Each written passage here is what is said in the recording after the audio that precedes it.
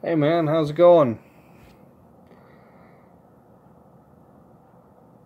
I just decided I've been watching people's lives today. I was gonna try and do it myself and see. Oh, Do it. setting it up so I can like monitor the chat on my laptop while I'm still talking on here on my phone, because the camera's so much better on my phone, but trying to monitor the chats like way different. Hey there, 116 Box Breakers. How's it going? I rolled out some big titties. Yeah. Well, no, that's all right. But I will show you some big ass oversized stuff. So doing good. So there are a few night owls up, feeling like myself. So I decided I would break out some stuff to show here. So I got a couple of boxes here that I'm gonna show. Oh damn! Can you see this? And well, I gotta figure out what in the hell. Yeah, there we go. See these big ass boxes from Harbor Freight. Which you can see there. Picked up those, and I kind of store a bunch of my oversized stuff on those. And so thought I'd just kind of show off some of this stuff here that's just the big stuff that you can't put anywhere. So I just like roll it into some of this stuff here. Like got a team issue photo here from the 40s of Hall of Famer Bobby Doerr. Some of this stuff you'll see in other videos, but it's fun to bring it out again. I've got Wheaties just a cutout from a cereal box, Carl Hubbell. Got a Butterfinger Premium here for Heine Manouche. Got a bunch of other Butterfinger Premiums that are graded that I didn't bring out with me.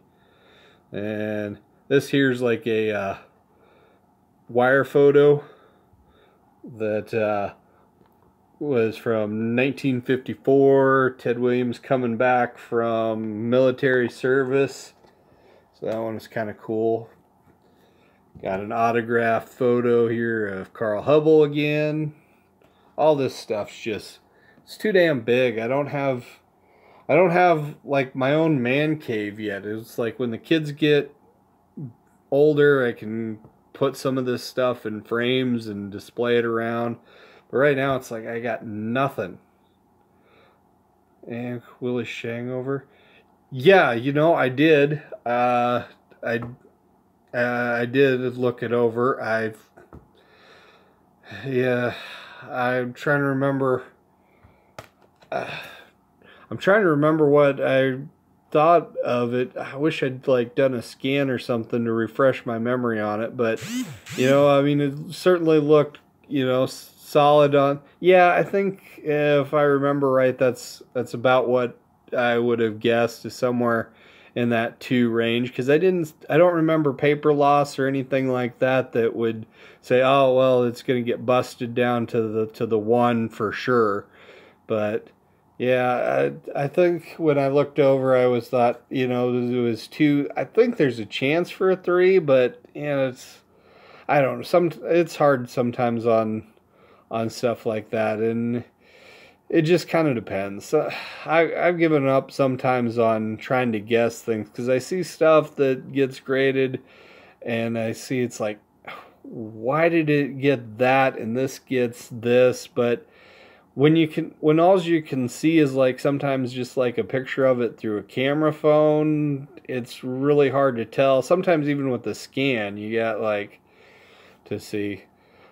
Yeah, and I got a bunch of stuff that I'm ready to send out too, but I'm like holding off because God, it gets so dang expensive sending stuff to them to grade, and they haven't even logged in that order. It's been sitting there since the 29th, and they haven't even logged it yet. So I mean, we haven't even started on the count for like whatever it is, 45, 50 business days. So yeah, I think it was 50 business days. So it's like 10 weeks, and they haven't even, we haven't even gotten to day one yet because it's still sitting there waiting for them to log it in and start counting. But they're just backed up. It's, you know, it's the most popular grader out there right now, so it's what you're dealing with. And so, wish they'd hire a few more people, but man,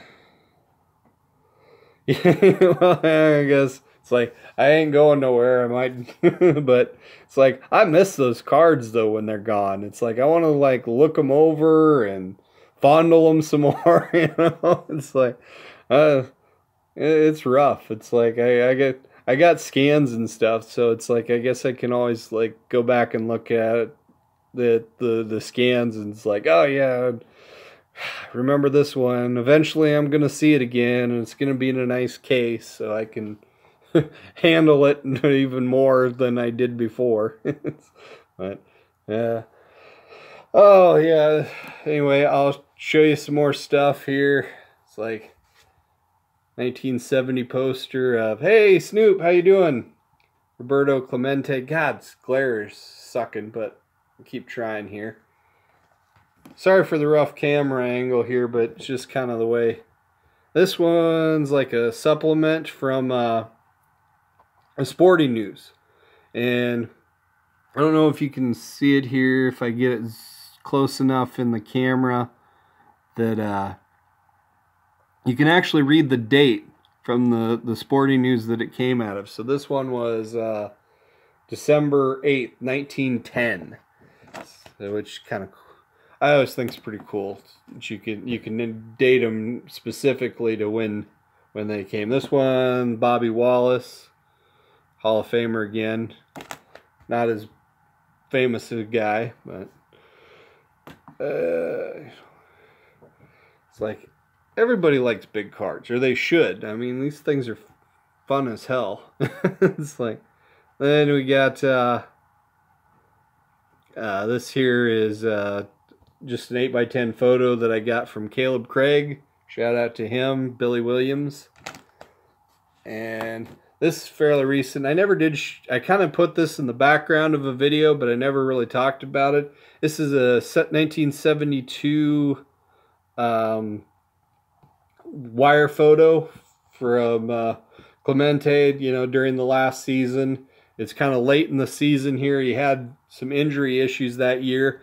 And it was kind of speculating on whether he was going to get to 3,000 hits that season or whether it would have to wait till next season. And as we all know, there was no next season for him. So, yeah, there's a lot of this stuff on this bigger stuff. There's things that didn't survive, like those magazine supplements. I mean, it was a free, you know, just pull out of the magazine when you got it. So it. Lots of people didn't save those or anything. They just get lost. And yo, Eloy, how's it going? Eloy, damn it, I don't know how to. You told me how to say your name and I forgot. I'll just call you Goat. Goat. Eloy. Okay, I will try to remember that. This is one of my. This was a pinup, 1967. Yeah. Just saying Goat, that works pretty well. It's like I got some of these pinups that were graded. I need to get this one Clemente graded too, but PSA charges you up the butt to get these bigger things graded. If you can catch them on a special sometimes, it's not as bad. But I used to send some stuff like this to SGC, but they raised their rates on the oversized stuff just through the roof. It costs like 35 bucks to get anything graded through them that doesn't fit in like the standard holders, and that's just too damn much for a lot of this stuff. It's like it's not super valuable, it's not in great condition, but it's really convenient to be able to display it once you get it holdered than just having it in, you know, a big oversized top loader or in just a 8x10 card, you know, album sheet. You know, those don't work great to display anything in, but it's so I don't know. It's like I got other graded oversized big ass stuff that I can show you here. Got things from Mike Schmidt. This was 1981, the Super Home Team set. Let's see. This one's kind of fun. Hey Joey, how's it going? One of those poster frames, yeah. It's well, and with some of this stuff, I was hoping that maybe sometime I could just like get a really big frame display, like some of these 8x10s that are autoed 8x10s was like getting a panel of 4 of them and just doing a custom frame of all 4 together.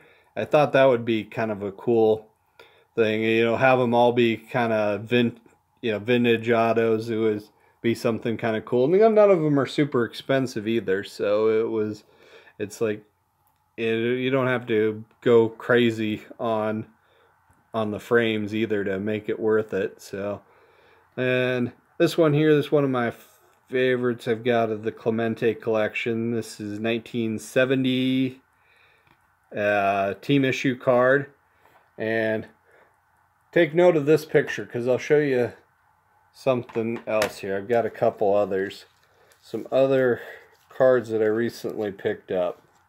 It's like, so all right, this photo, all right, look at these. It's like this one's 1967 team issue card. These were like designed to get autographs. It's just a faux signature, but and this one here is like a regional East Hills shopping center, and you see they all have that same photo, just kind of different cropped, and I think they just kind of reverse negative for the one. And I found there's some other cards of his that I've got elsewhere that use the same photo, that were either team issues or regional stuff, that it's Pittsburgh Pirates must have supplied them the photos, and they just use the same photos for like 3-4 different sets. So it's like Panini doesn't have the market cornered on unoriginal use of, you know, reusing the same photos, but it's like, it just kind of shows what exclusivity will do to card making. It's like when no competition, they'll just recycle things and they get lazy. Should be able to provide, yeah, they really should. They should, because because I've got stuff in, you know, the regulars, which that's all put away, but then there's kind of that tall boy size that, you know, stuff like this and like this fits in, but some of it doesn't, because like there's a world of difference between, like, I'll just stack them together and you can kind of see, yeah, there's a world of difference between this size of card and that size of card. And to just throw them all into one holder, and that's one thing that was nice with SGC, is you had that custom insert, so it kind of framed the, you know, the individual size of the card. Yeah, and I don't do any PSA DNA subs. It's just I just don't want to spend the money to do it. And I'd definitely recommend going to Card Cutter, because he's submitting so many. They're giving him that discounted bulk rate. It's like you can do it so much cheaper going through him than to try and do it on your own and get your own.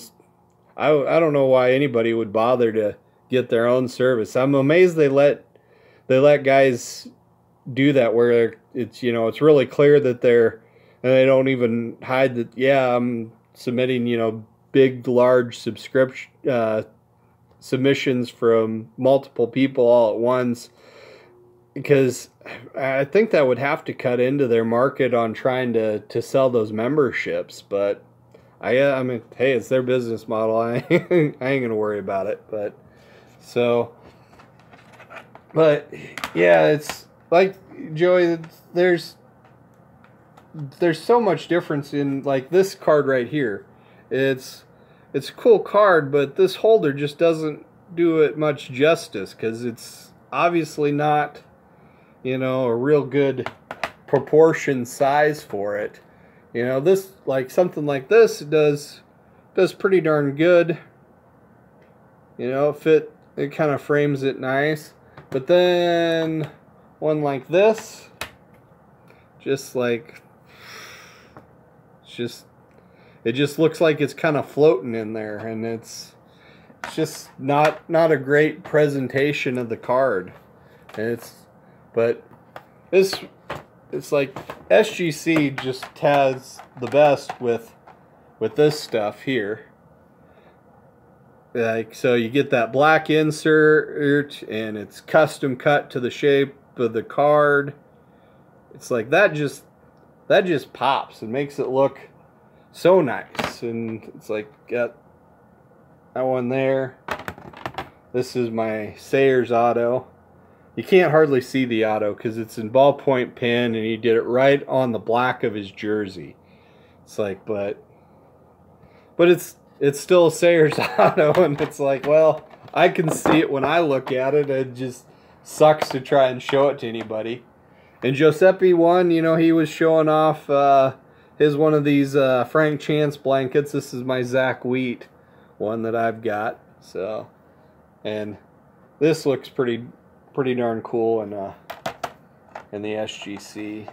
So it's some of this bigger stuff. I just wish SGC was a little bit more competitive with their prices slabbing it. But I guess those custom inserts, they cost so much. So maybe that's the big difference, is, you know, time and effort to do that. Takes a little more manpower to get it done than just throwing it into a one-size-fits-all holder and calling it good. Yeah, it's...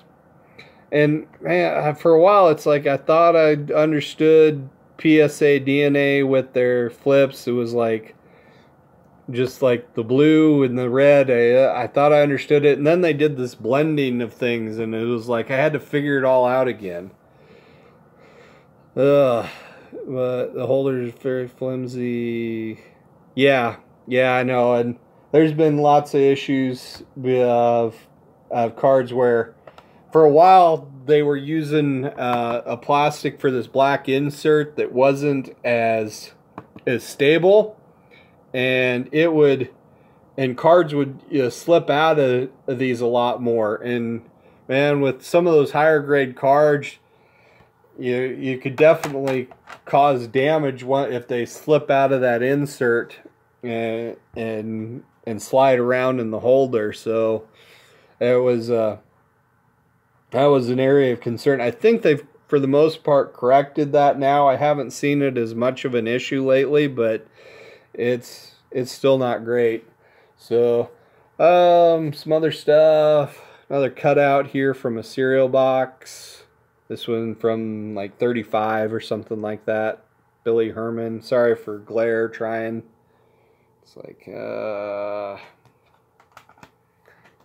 what else we got here?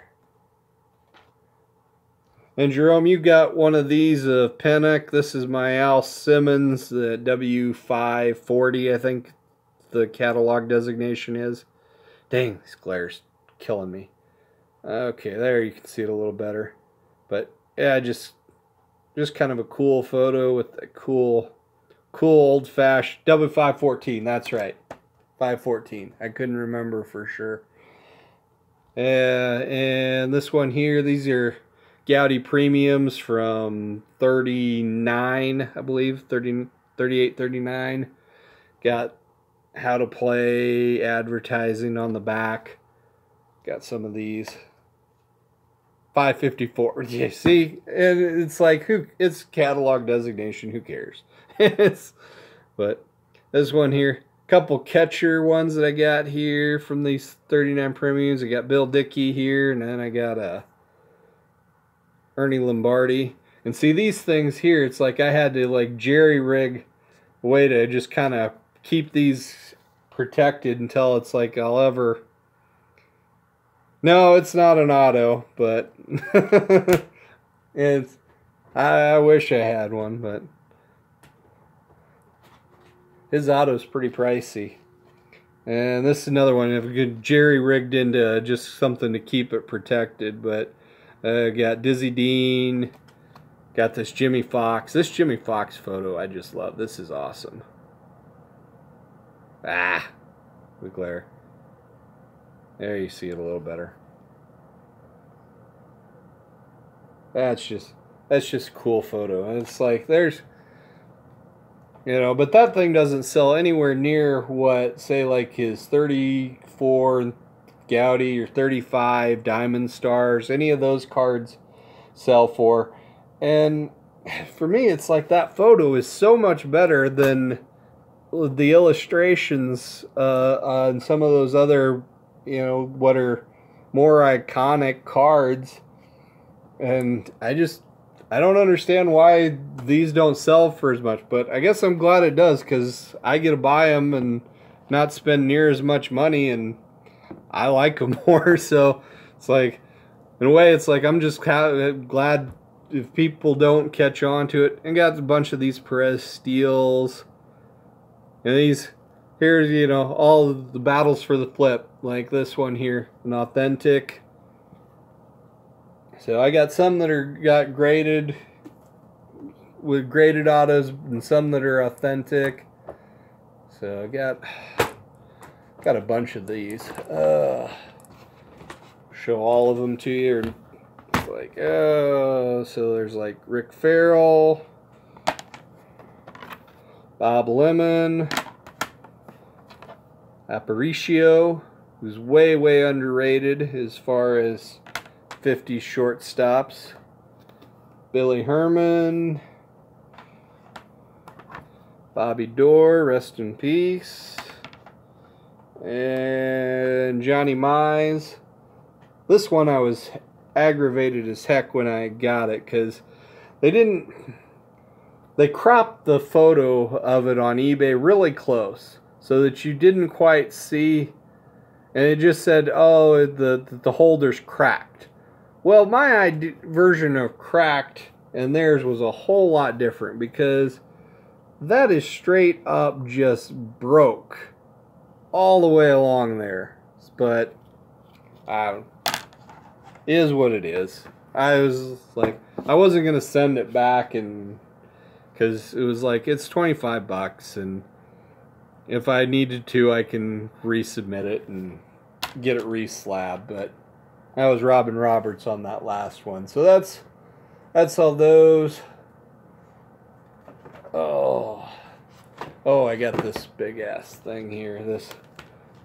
This Mel Ott thing. This thing is one of my favorites, because this thing is just freaking cool. Another one, it's like, look at that photo. It's like, that is a dude that is ready to kick your ass right now. And this one here, Hall of Famer Bill Veeck from the 40s. So it's like, hey, you know, trying to find stuff from Hall of Famer executives and stuff from that era, really tough. And so it's like, once in a while, it's like, hey, see something pop up and just show it. Hey, and got some 64 Topps Giants. None of these are signed though, Joey. Not that cool. I don't have a, you know, autographed.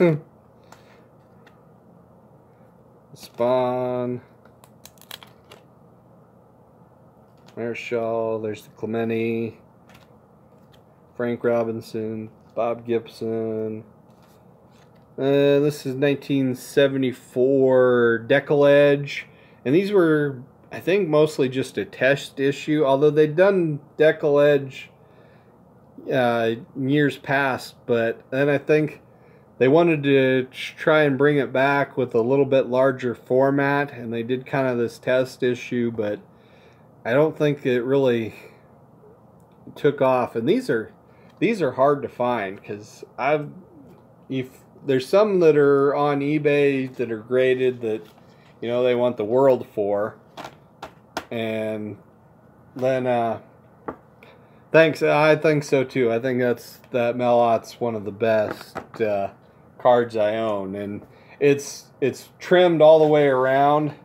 Somebody cut the border off because I think they wanted it to fit like on a scrapbook page, so they trimmed off the border because it had like a white border all the way around, and then when it came out of the scrapbook, it tore the corner. So I mean, it's just devastated from a condition standpoint, but I still like it a lot. It's just cool as hell. So there's that one there, and I'll open up this other box here and show you some. Damn it, I'm knocking stuff around. So yeah, I'll show you this real quick here. You can kind of see. I hope that's showing up. So yeah, you can see in there the case. It's got this just filled with the tall boy holders. And I got Beckett ones there, the SGC ones here, and then all the PSA ones. And it's all these others, and it's like you can see it's getting filled up pretty quick here. So I gotta get another one of these here soon. So yeah, Joey, you're right. They used that. It was the green one in his 33 Gowdy card, because he's got a couple of cards that season, but the 33, which is like the green background one, they use that same photo as the source photo. And there's a lot of these premiums, like in the Butterfingers.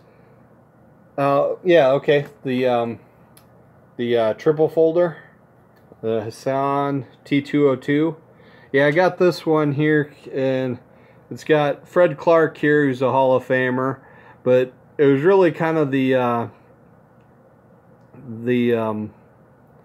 this middle panel here, because it's Collins Easily Safe, so that's Jimmy Collins there in the A's uniform, but the first baseman there that's applying the tag there is Napoleon Lajoie. So it had 3 Hall of Famers here on this one card, and so I was like, hey, that's pretty cool to get 3 Hall of Famers from that era on one card for, I think I got this at an auction. I think I paid 50 plus whatever juice they had, so it probably cost me about 60, 65 in the end. But you know, for 3 Hall of Famers on a card, you know, it's like one. Yeah, Before the Battle. Yeah, so that one's got McGraw and is it?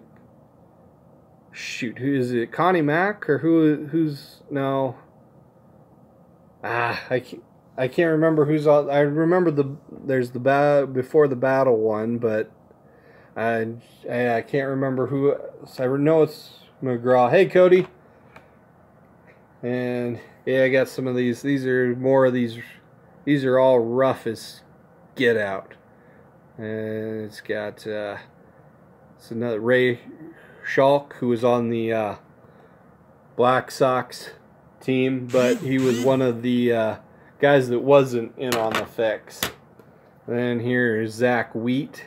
This one, somebody just decided to just, I don't know, just take a hacksaw to the corners on this one. It's like, I don't know what they were going for on that, but maybe they wanted to put it in a round frame or something, and that's the way they hacked it up. But Ted Lyons, I guess. Let's see. This one is kind of a rare. It's not super rare, but it's kind of obscure, and there's just no information about where these cards came from. There's a couple different variations of them. I tried to research them, and I can't find out anything on where they come from. And they just call them R315. There's nobody lists like who distributed them or where they came. If you got them, from the store in packs somehow, or it was just like a premium over-the-counter redemption type thing, or they were just a handout. Or you had to buy a whole set of them. There's just no information at all on them. And I got a bunch of these cash-in, half a dozen. I sent a couple of these in my grading submission too. So got another cash-in of this one's Fred Lindstrom, and got some more. Another one that's kind of, this is another set that's these are the W517. This set is like full of Hall of Famers from that 30s era, and these are cheap to get. Because I think I got this one. This is like a PSA 5. I think I got it less than maybe 20 bucks or something like that. And I probably got it on the low end of the price, but there's a lot of Hall of Famers from that era that you can get in this set that they're nothing compared to what you have to pay if you're buying the mainstream sets from the 30s, those Gowdies and Diamond Stars, and even say like the Play Ball 1940s. Some of these players were retired by then, and so it's outside their playing days, and yet those 40s still cost way more. So then got my wide pins, the Goudey wide pin set. These premiums, wide pins and the fine pins from National Chakal. Those are some of my favorites, because those are kind of were my gateway drug into pre-war baseball cards. And there's Gabby Hartnett. I am just all over the place, Joey. This is what happens when you just you go on eBay and auctions and you just don't give a fuck. You're just like, oh, that's cool. I've never seen that before. I'm going to buy it. And you just have no focus whatsoever. This is the kind of stuff you end up with. This is a briefcase full of like 3 or 4 things of 80 different sets, and it's like you end up deciding I'm just gonna type collect because I don't have anything to anything that I can say, oh well, I should go after this set or collect this one player, because I've just got stuff of everybody. So there's more wide pins. And this is a fine pin. And I have I've recorded a video where I talk about these wide pins and the fine pins and some of these other premiums from the era. But I have not sat down and had time to do all the final editing to get these videos published. And I've been meaning to do it for months. Since back Christmas time. And now it's just been too crazy for me at work and that, and things are just a little bit up in the air around there. So I'm just not taking time to get it done, because I want it to be, a really nice presentation on those sets, and so just not getting it done.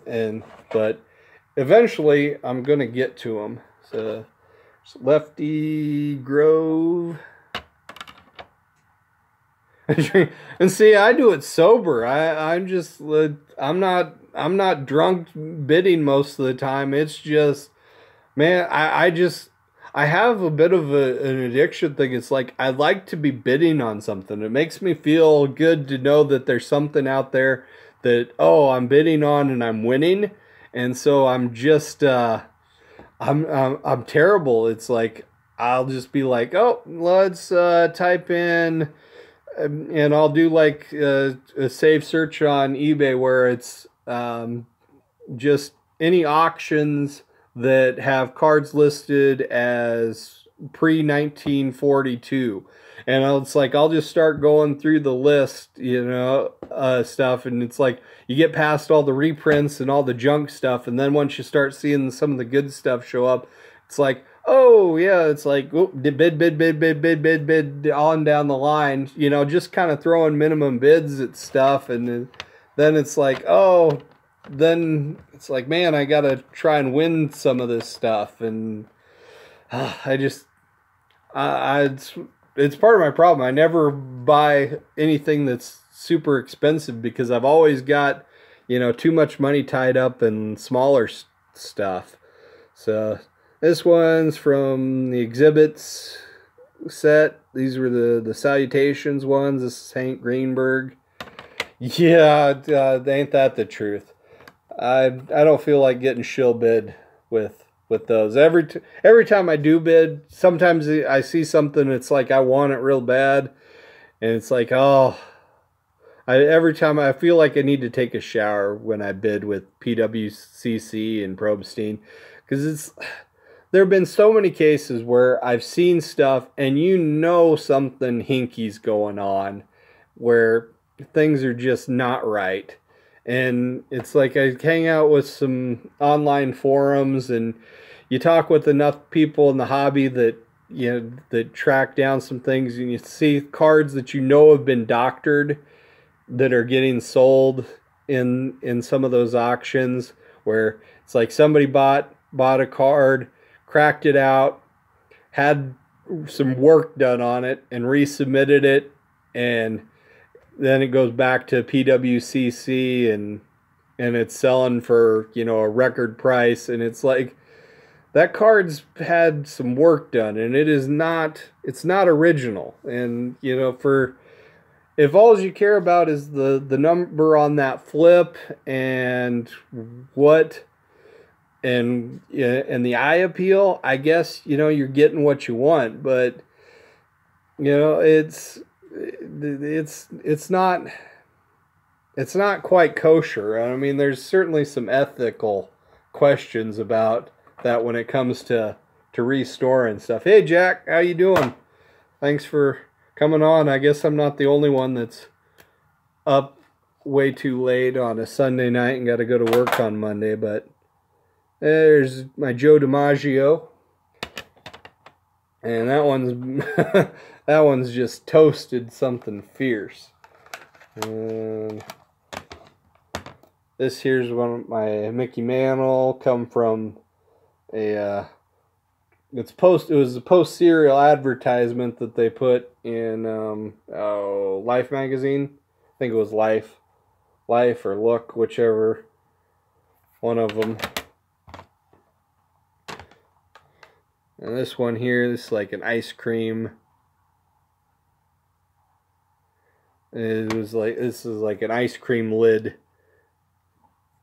card from the 50s Dixie lids. And then it's like, if you want to get crazy, that's like different advertising backs and all of that. So there's, and another exhibits one. This is my Clemente exhibit. They tried to go with statistic backs, because for the most part they were just like postcard backs or blank backs. And like towards the end they were trying to keep holding on and try and compete more with tops. They put the statistics on the back of them for a year, seeing if that would increase the sales, and it must not have, because they went belly up. I got a Sandy Koufax from that same one too.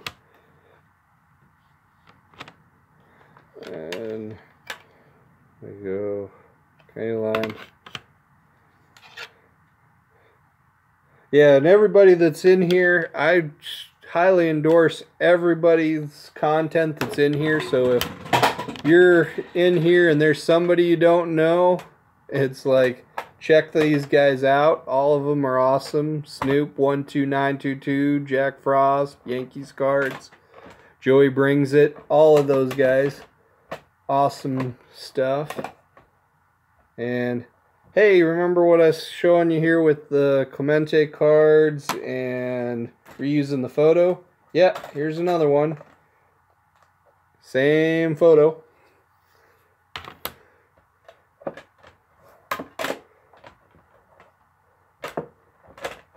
This one's different though. 8:30 Central Time, so you know I still got, and I go to bed, I'll still get, you know, 7 hours or so, probably less than that, but I took a nap earlier. What, I don't need to. I'll sleep some other time. It's like, oh, what else we got here? What, something unique here to still show you. I got a bunch of these ones that are the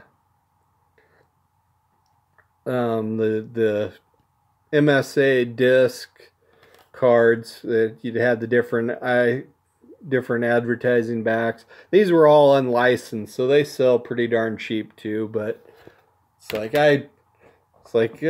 just pick up one or two. It's like, oh well, I don't have that one, so it's like, oh well, I need one with this back and one with that back.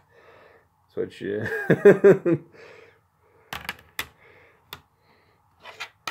Yeah, I'm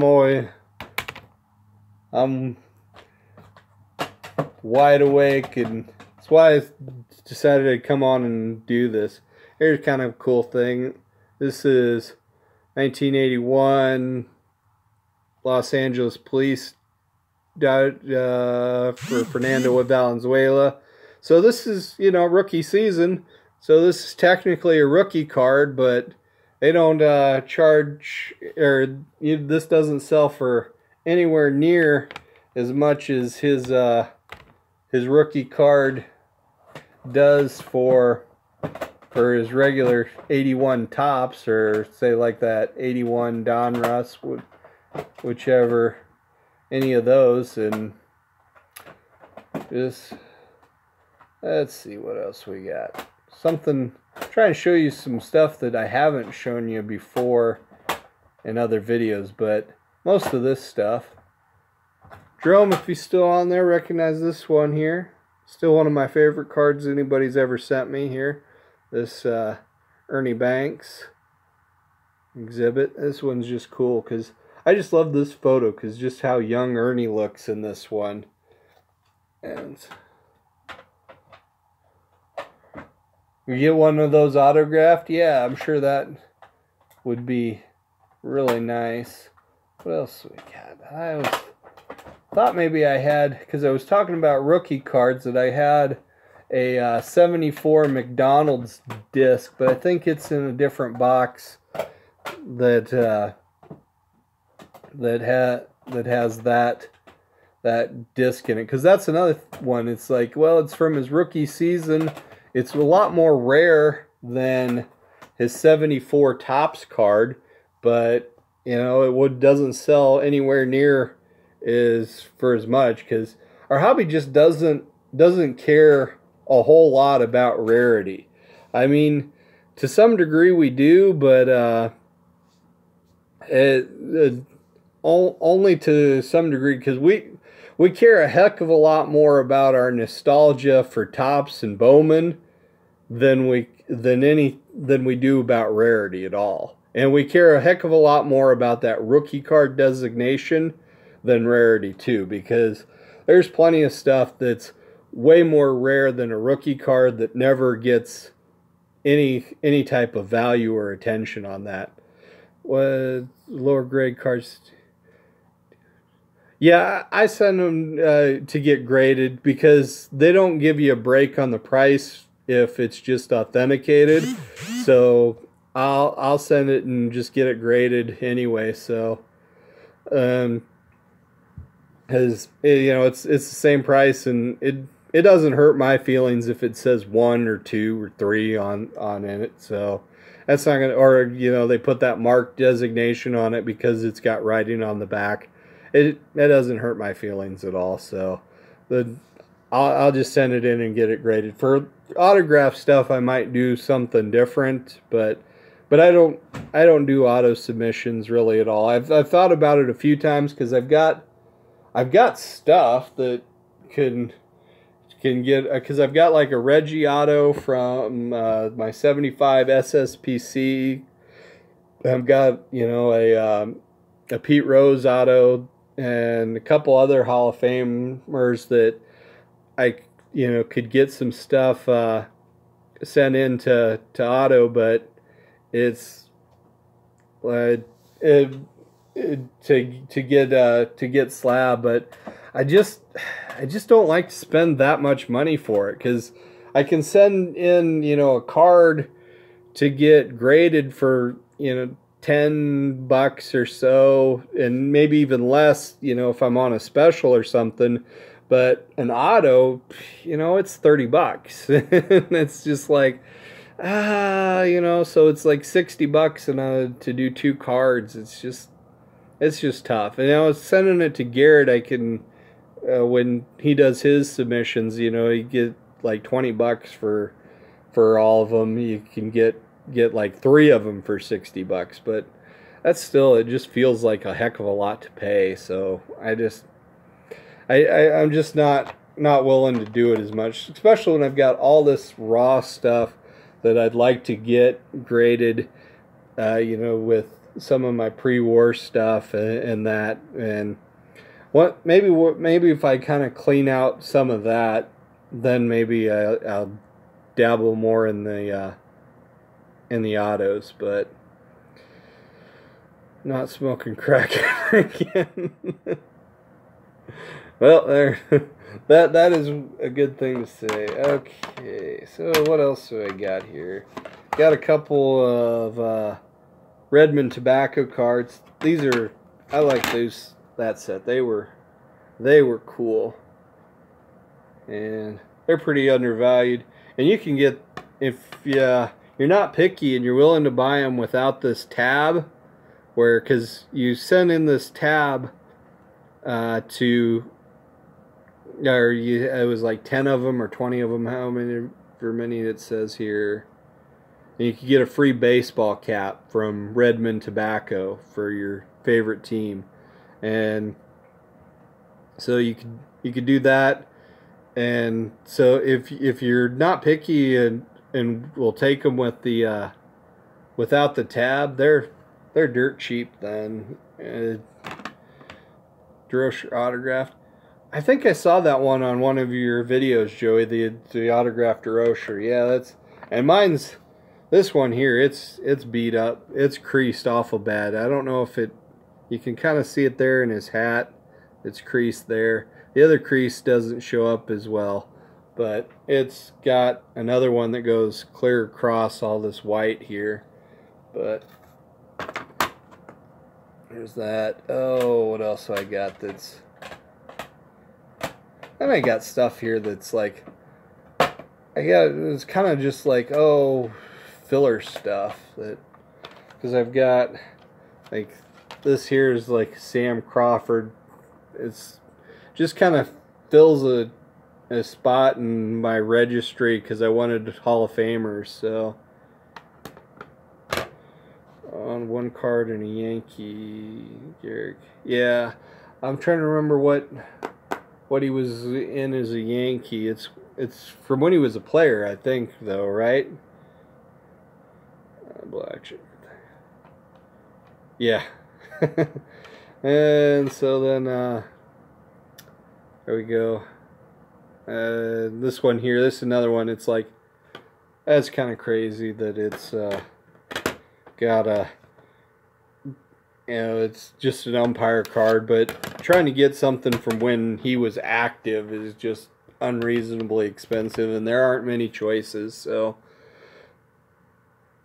yeah, and man, we shopped around a lot for not to try to like give away any secrets, because we looked at graded ones for you. Jack is kind of where we started on that, and then we were like, then we came across that auto, and we were just like, nah, man, he'll love that more. So we got the auto, and then we had leftover, so we got you the other goodies as well, and just got you the one that's raw. It wouldn't grade, super high, but man, it's still a kick-ass card. Of course, you know, you already know. So, oh man, I don't know. I think that's about all I got here that I brought out to show. Let's see. Got some of these crazy. These were like scratch off. They were like a scratch off game. They're like perforated, so each one of these, I don't know if they were some sort of game, but I don't know if you got these at like a card shop or they were sold kind of almost like a gambling thing in bars or something. I haven't researched those too much, so I don't really know. And oh, this one here, I'm a little annoyed with because the flip's trying to come out of the holder like it's not sealed very well. And I don't like tapping around on them too much. But this one here is a 1985 Cigna card for Mike Schmidt. I just like all the regional stuff, things like this that are just kind of unique, and it's like things like that one. It's not rare. I mean, if you go on eBay right now, you can find probably 10 of them without any trouble and buy one, but you can, if you would look for 1985 Topps or 1985 Fleer Mike Schmidt, you'd get 100, 200 of them all listed out there on eBay. So I mean, it's certainly a lot more rare than some of the basic stuff, but it just, nobody cares all that much about it for the most part. And it's like, even if you get it graded and it's like a 9 or a 10, it still doesn't sell for all that much. And unless there's only one, maybe two at that top grade, that there's somebody that's just super crazy competitive on one of the Player Master set registries that'll jack up the price on it. But the card shops, 250. Thank you, Joey. So scratch offs were available at the card shops. Okay, that's because I kind of wondered that, but it's like, obviously I hadn't wondered quite enough to go searching for it. But I don't know. I don't think I've got anything left that I can show you that hasn't been shown before. It's like I've got all my 64 Topps Giants. I got, a dozen of those here that are graded. This one here is kind of cool. This one's well, I was one, Jack, so I guess I'm a little bit older than you. This is a postcard, and it was like postcard set, Billy Williams. It's not, high grade, it's just a 4, but this is another one. It's like, these aren't easy to find. And it's just one of those things. It's like I come across it at an auction. It's like, oh, I've never seen one of those. Yeah, I'll bid $10 on that. And then I ended up with it, and so, it's just part of the collection of, oh well, just more oddball stuff. This one here, 1971 Great Moments. This was kind of a cool set that Topps did, because it's like an oddball sized card. It's like kind of that tall boy type size, but with that horizontal design. And these used to be kind of more common. You'd see them in some of the card shows in the 70s and that, from what I understand, but it just seems like some of that stuff that used to be a lot easier to find in the 70s somehow has suddenly become a lot tougher. And I don't know what the reasons for that is, but it's like guys used to say, oh, you know, they used to see those sets together all the time and you could get them. Yeah, and yeah, they're not cheap. I got this one, you know, it's just a 5, and I just wanted, you know, just to say I had one of it, one from that subset, and you know, I think I paid like $40 for it. So yeah, they're not, and it's Orlando Cepeda. You know, it's not like it's a high-end Hall of Famer like you tried to get, you know, Yastrzemski or somebody that was a little bit higher on the food chain of the collecting world. This one here, I've shown this plenty of times, but it's still one of my favorite cards because this pose is just awesome. King Carl just sitting back and saying, yeah, whatever. It's like, dude was pretty darn cool. And this pose, it's another one that got used on a lot of different cards in the Gaudi and the Diamond Star sets. This, you know, there's like one other card that's graded this high in SGC, and I bought this one raw off eBay for like $13-14, and SGC had a special for like $7 a card for anything that was Gaudi or Play Ball or Diamond Stars.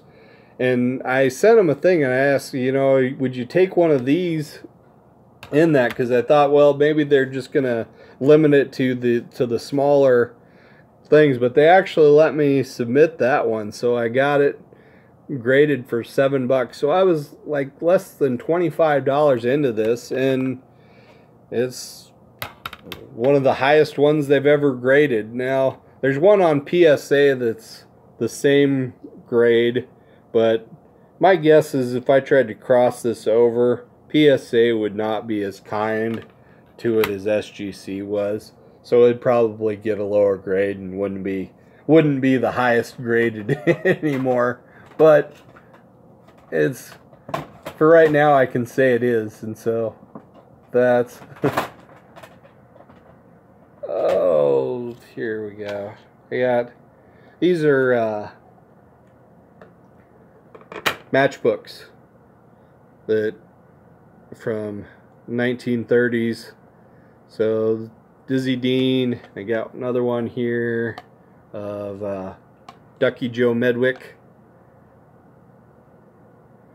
And these, I sent in one of these to get graded as well. It's nicer than either of these two, but PSA is probably going to give it a 1 because they grade, they're kind of unfair with how they grade those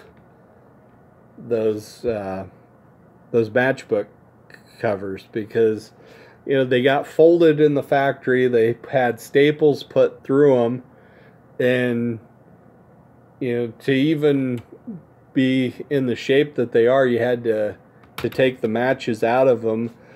To expect them to be pristine and everything, it's just like, it's just not quite fair to grade them the same as other things. But that's, I guess, you know, consistency, that's the way they'll do it.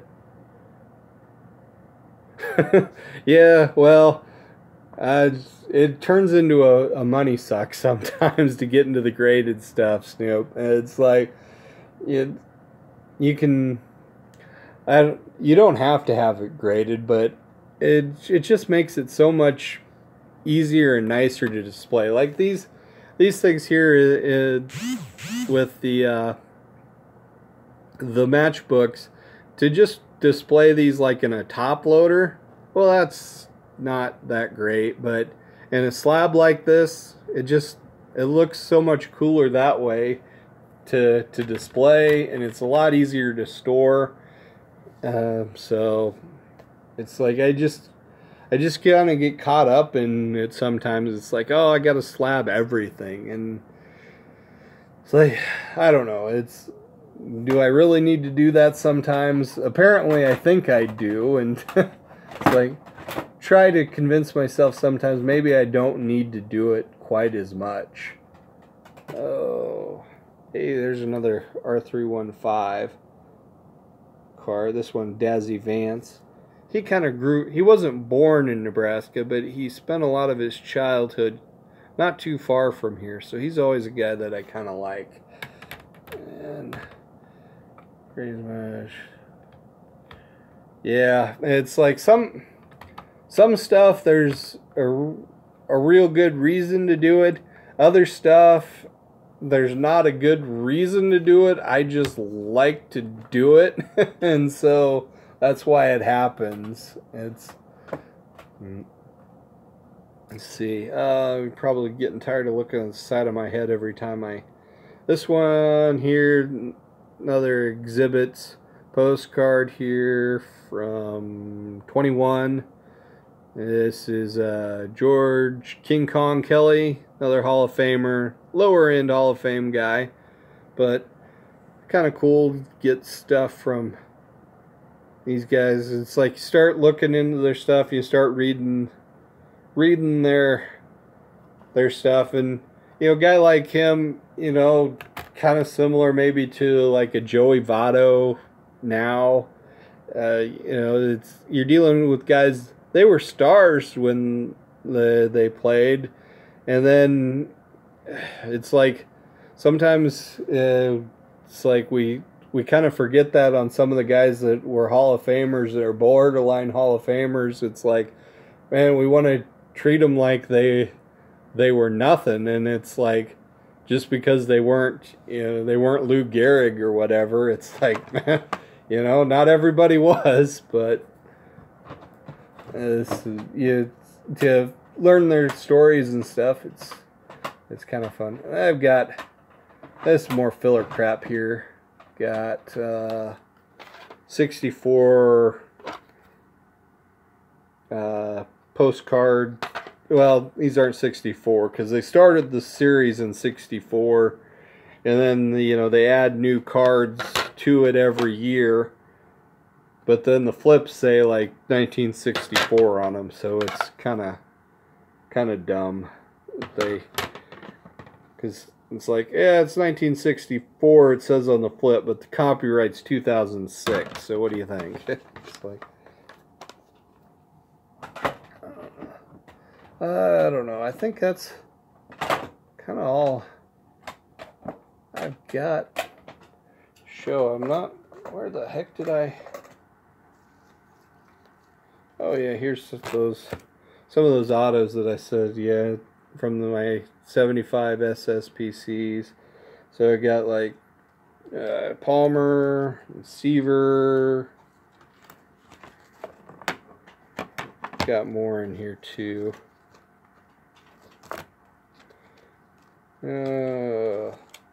There's a Reggie.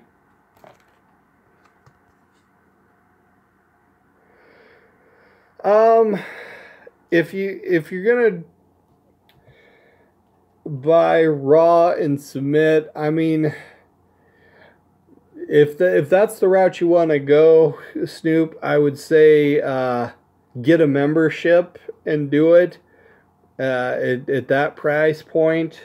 You know, it can make sense, but otherwise, and it depends on what you're hoping to get. If you're trying for high grades and you're really willing to shop around, you can make it pay. If you're just kind of happy with mid-grade stuff, really in lower grade stuff, especially unless you're buying stuff that's hard to find, you know, like some of these premiums and things, it's tough to find them graded because they don't grade high.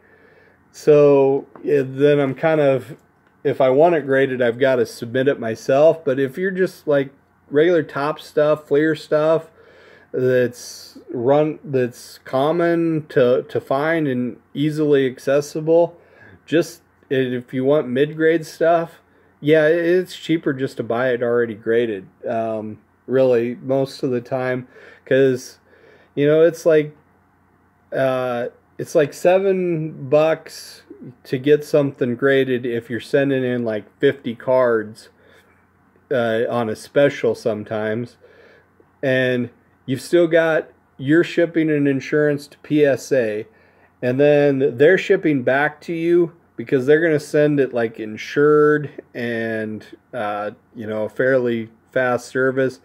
But man, they just rake you over the coals with what it costs to send them back to you. It gets expensive to do it, and by the time you know, buy the card, send it in, get it submitted, and then you know it's out of your hands for 50 business days. So that's like 10 weeks. I was talking about this earlier, that I sent something that PSA's had at their warehouse, at their receiving center since January 29th, but they haven't even logged it in yet. So that 50 business days hasn't even started. I'm not even on day 1 yet. And, you know, I won't see that stuff until forever. So, you know, if that, you kind of count the value of that too, is to be able to have the card. It makes a lot of sense, I think, you know, on a lot of on stuff that isn't the top end, to just buy it already graded. It's, you take all the risk out of it, you know what you're getting, and you know, like you know, a modern card, like you know, Mike Trout rookie or whatever, and it's like PSA 8, and you just pony up and pay for the 8 and you've got it, rather than play that game where you're trying to find one that's absolutely perfect and manage to get it submitted in. It's just so you can have that 10.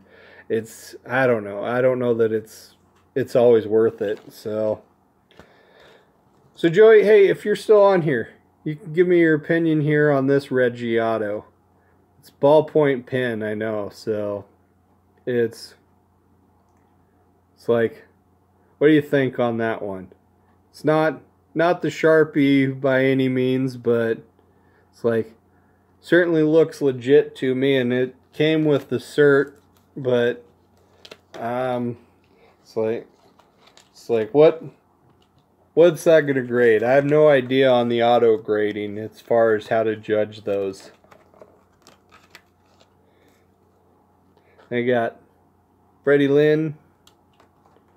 Hey, and here's one of those ones that I told you I'd send you, but you still got to send me your address, man. This is that Chris Spear. Get that done, man. What else we got? I know I got a couple others in here that they've gotten lost in the stack of stuff I've got. So I'm just reckless here. I start setting stuff down and ends up all, and I'm sitting here and I've got, oh, it wouldn't want to grade. Yeah, that's kind of what I thought. You know, it's that ballpoint auto, it's not gonna grade for crud.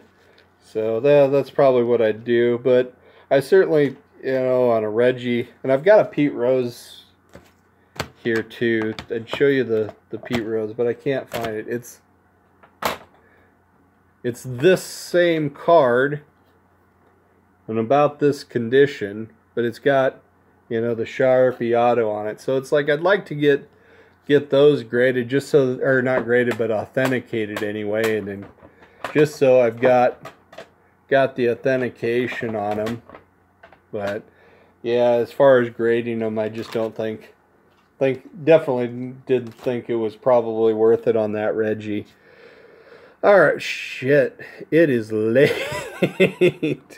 All right. Well, I have better be getting myself to bed. I've still got to clean this up here and put stuff away. So I will talk to you guys another time. Thanks for uh, just getting on and hanging out with me. It's like, just felt like, hey, I want to talk cards some more today. It's just been that weekend. I've been hanging out with other people's live streams, and it's like, I just want to keep talking baseball and cards. And so, thanks, appreciate guys that came on and were willing to listen to me. So, all right, have a good night, and I will talk to you guys later. Yeah, you too, Jerome.